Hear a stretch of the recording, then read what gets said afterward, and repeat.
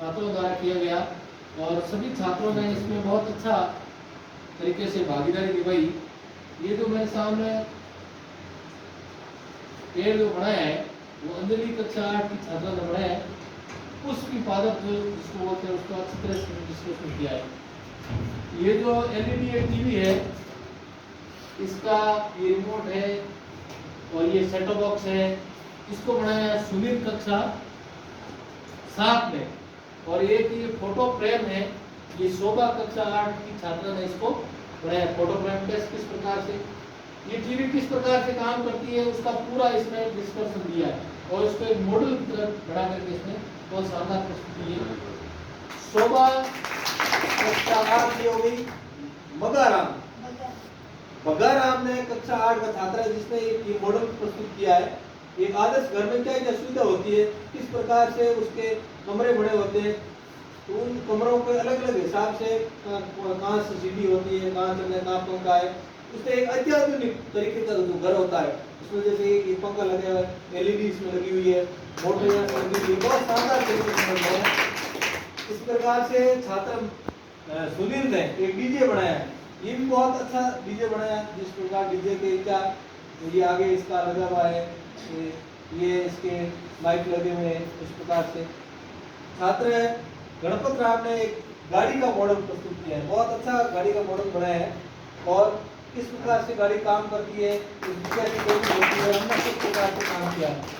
और जितेंद्र कक्षा 7 ने एक घर आदर्श घर, ये भी उन्होंने घर को बनाया है जिस प्रकार से बघारा में बनाया है, उसी प्रकार से उसने एक घर को बनाया है। किस प्रकार से सीढ़ियाँ लगी हुई है ऊपर चढ़ने के लिए, वाटर हार्वेस्टिंग सिस्टम पीछे लगा हुआ है, पानी को कैसे इकट्ठा किया जा सकता है, सारी प्रकार की सुविधा इसमें की हुई है।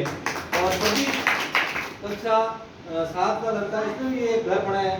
एक छोटा घर किस प्रकार से जहाँ भूकंप रहित तो होता है घर, जैसे उसमें लकड़ी का घर कैसे बनता है उस प्रकार से इन्होंने बनाया है बहुत अच्छी तरीके से।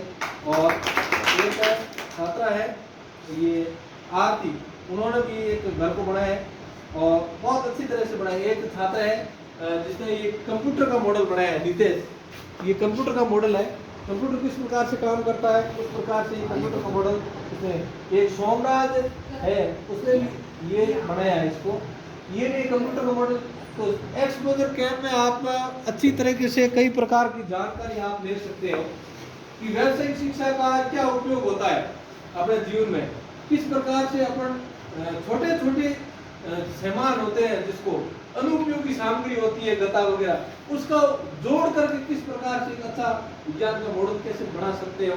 या अपने भविष्य के अंदर अपन इलेक्ट्रिक में बहुत सारी साइड है, जैसे अपने इस विद्यालय में आईटी और रिटेल 2 ट्रेड है, तो 2 ट्रेड की व्यावसायिक शिक्षा में आगे क्या आपके फायदे हैं, क्या उसके उपयोग है, उस प्रकार से आप काम करके व्यावसायिक शिक्षा का आगे जीवन में क्या उपयोग होगा अपन लेंगे।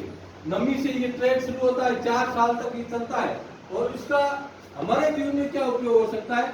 व्यावसायिक शिक्षा आज की नई शिक्षा नीति के अंदर ये कक्षा 6 से शुरू होने वाली है, इसलिए अपने विद्यालय में ट्रेड 9 से शुरू होगा, 9 से 12 तक ITS जिसमें कंप्यूटर इंफॉर्मेशन टेक्नोलॉजी की जानकारी होती है। दूसरा जो होता है रिटेल जो खुदरा जिसको बोलता है, व्यापार क्षेत्र में जिस प्रकार उसका किस प्रकार से उपयोग किया जा सकता है। इस प्रकार से एक्सपोजर कैंप के द्वारा विभिन्न तकनीकी विशेषज्ञों द्वारा आपको जानकारी प्रदान की जाएगी और वो जानकारी आगे आप इस सेक्टर में आप आईटी और रिटेल लेंगे तो आपको एक 4 वर्षीय पाठ्यक्रम का एक सर्टिफिकेट मिलेगा और जो कि आगे आप कंपनियों में विभिन्न इंटरव्यू के द्वारा आप आगे जिसको आप इंटरव्यू दे सकते हैं, आपका प्लेसमेंट होगा कंपनियों के द्वारा। तो ये आपके लिए बहुत जरूरी चीज है और आज के युग में व्यावसायिक शिक्षा का बहुत बड़ा महत्व है, इसलिए हमको इसके बारे में व्यावसायिक शिक्षा के बारे में हमको इसकी जानकारी होनी चाहिए। कक्षा 6 से 8 का एक्सपोजर कैंप तो आज शनिवार भी है तो एक नो बैग डे की भी एक्टिविटी साथ में हो सकती है, इसलिए ये जो सारे मॉडल आपके समक्ष प्रस्तुत किए गए ये आप इसका जीवन में किस प्रकार से उपयोग किया जा सकता है, इस प्रकार से हमको ये उपयोग करना चाहिए और आप सब लोग इसके बारे में हमको व्यवसाय एक जानकारी हमको होनी चाहिए, ये विशेष रूप से हमको ध्यान रखना चाहिए। और अभी से अपन इसके बारे में मेंटली प्रिपेयर हो जाएंगे तो इसको विशेष रूप से अपन ITO रिटर्न का ले सकेंगे। धन्यवाद।